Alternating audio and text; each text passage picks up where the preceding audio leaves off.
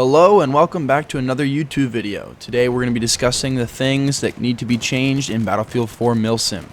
So the number one thing that needs to be changed is immersion. One of the best ways to get into a more immersive gameplay is to actually change the gameplay itself.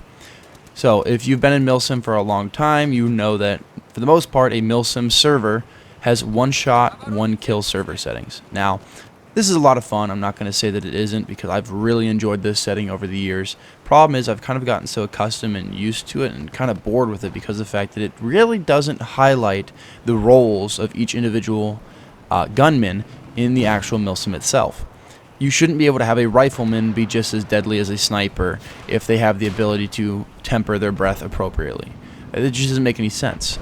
So because of that, we have been working on developing a new style of Milsim setting that allows you to be more immersive in your gameplay, and I'm going to be addressing that here today and say that I believe this is a method that can be used to fix Milsim as a whole. So I'm going to be breaking that down. I'm going to show you guys our Google Doc that we have. I'm going to put that up on screen to the best of my abilities, as well as probably linking a view link in the description below. So check out the description below if you guys want access to it. I should be putting it down there, or at least a copy of it. So I'm going to break it down here what I mean by a more immersive gameplay. What I mean by that is making it so guns are more realistic to their actual real life counterparts. In real life, soldiers, especially modern soldiers, are wearing ceramic body armor. So a lot of ceramic plates are really only rated up to 1 or 2 shots of high caliber rifles that have high velocities, like a rifle cartridge, unlike that of a handgun where it could stop multiple rounds. And for those of you that know anything about ballistics, yes, ceramic plates are not as good at stopping bullets as steel plates, but ceramic plates weigh like half the weight. Like I have a set of level 4 steel plates, but they're 10 pounds each, where a set of level 3 plus ceramic plates are going to be around 6 pounds each, which is probably doesn't sound like a significant amount when you're talking in the grand scheme of thing of only 8 pounds, but 8 pounds strapped to your body when you're lugging around a bunch of other gear means a lot. It's like having a gun that weighs 1 pound less. It's a lot more than what you really think it is. So we're going to be breaking down specifically what I mean here. So you have weapons like the M16, M416, M4, ACWR, the SCAR H, all those are battle rifles. It doesn't make any sense for those to be one shot at any distance because in real life it's not going to work that way. I mean, the military spent tons of time working on the M85. I think that's what the program's called. Whatever the green tips are for armor-piercing rounds for the military, which the green tips got thrown to the side and given to civilians, where they then invented black tips, and black tips became actual armor-piercing rounds. So they spent a lot of time and effort searching into bullets that were actually able to be lethal at one-shot distances on unarmored opponents at a distance, and be able to break through things like car windows and be able to carry enough velocity to go through and hit the person behind that car window. So ballistics is something that the military struggled with for a very long time, making sure their guns are powerful enough. So how can we say, oh, we're simulating the military when we are in up-armored personnel and we're dying in one shot from a handgun at 300 yards to the foot? It's just unrealistic. So because of that, we've made some changes to server settings, and I'm going to break those down now. So all battle rifles, so 5.56 by 45 and 7.62 by 51 weapons that are in the assault class and are a carbine. Those are all, well, should be 2-shot weapons because of the fact you're wearing, ceramic plates in the game, and theoretically. So we have a setting that allows all 5.56 by 45 rounds to be 2-shot at any distance. It allows 7.62 by 51 rounds to be 1-shot under 35 meters and 2-shot over 35 meters. So this also carries over with LMGs as well. So you'll see the 240 Bravo. It's a bigger bullet than that of the 249. So, you should have a different role with it. It shouldn't be that you could just use whatever gun's the best and they do the exact same damage over any distance. It just doesn't make sense. So if you're a 240 gunner, you now have an advantage in a close range. It's the same thing as the battle rifles. Under 35 meters, it is a 1-shot. Over 35 meters, it's a 2-shot. The 249, because it's a 5.56 by 45 round, it is a 2-shot always. So it kind of puts an emphasis on riflemen being riflemen. They aren't this overpowerful, like super godly person when they have really accurate rifles, which is kind of how it's been in Milsim in the past. You have guys with M16s that serve the role of almost DMR-men, snipers, breachers, LMG gunners if you put a bipod on them. I mean, they're just overpowered. So it kind of changes the emphasis on what you want them to be running. So it puts actually a greater focus on precision shooters like people using DMRs and sniper rifles, because now there's a purpose behind them because their guns are always one shot. So let's break into that now.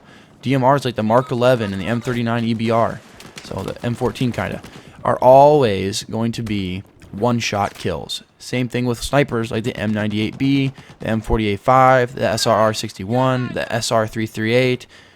All of those are also one-shots. Those are massive caliber rifles in real life. Now, obviously Mark 11 and the MK39, or my bad, the M39, and guns like the M40 are still 7.62 by 51s. Now that's true, but here's why they're going to be one-shots in real life as well, where they're not going to be so much in the game.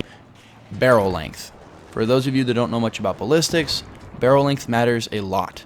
The longer your barrel, the faster your bullet's traveling because it has more time for the gases to expand in the barrel. So that's the same reason why the Mark 11, the M39, and the M40A5, even though they're 7.62 by 51 rifles, are going to be one-shot kills. Most of them have over 20-inch plus length barrels. So guns that are like DMRs are going to have barrels around 20 inches to like 22 inches, and guns that are snipers are going to have barrels that are like 24 to 28 inches normally. So that is a lot longer than your standard M249 and 240 barrel, when most of those are going to be around the 16 to 18 range. And it's the same thing with the M16. The M16, if I remember correctly, has an 18-inch barrel, with the M4 having a 14.5-inch barrel. And I believe the M416 has a 16.5-inch barrel. So all of them have a slower burn time for those gases, which means those bullets are flying slower, which means they're going to do less damage. So you can look at the power equation on your own time. It's kind of difficult to explain without you actually reading it. So look that up if you want to. You can see how bullet like power is calculated. So it's just kind of like I was saying in the main point, barrel length and all that matters, and that's why we're trying to replicate that in the game, making sure that people in certain roles actually have a purpose to fill. Someone that is a sniper and is a DMR-man has a specific role they need to do, which is shoot people at a distance, and they can do it accurately with one shot, one kill, like an actual sniper would. So as well as that, we also kind of nerf the pistol. So pistols up close, when you're running iron sights compared to the 4 times that most people are requiring you to use and don't allow cantids, it's like we just recently allowed canted iron sights by finding some field manuals to help us approve it. Same thing with bipods on rifles.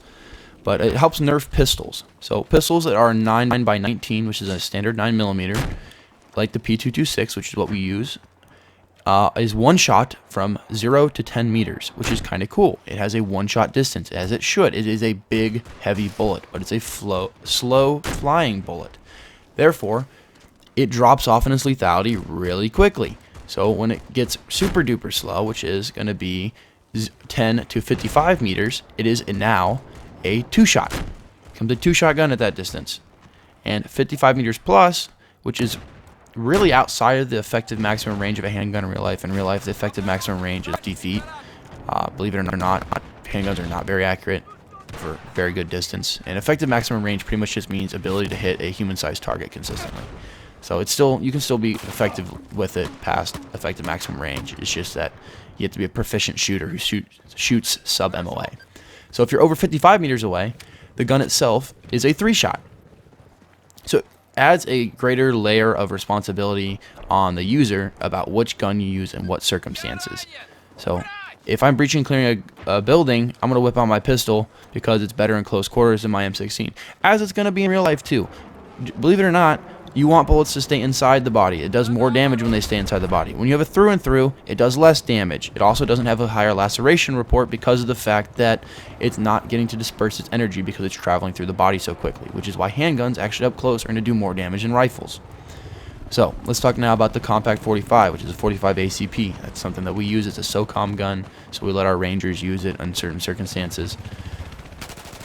So it, unsuppressed, is a 0 to 25 meter one-shot kill. It's a bigger bullet. It's traveling slower than a 9mm because it's not supersonic like the 9mm is. It's a subsonic bullet. But it's under 25 meters because of the fact it has a higher ballistic coefficient. Therefore, it's going to do more damage.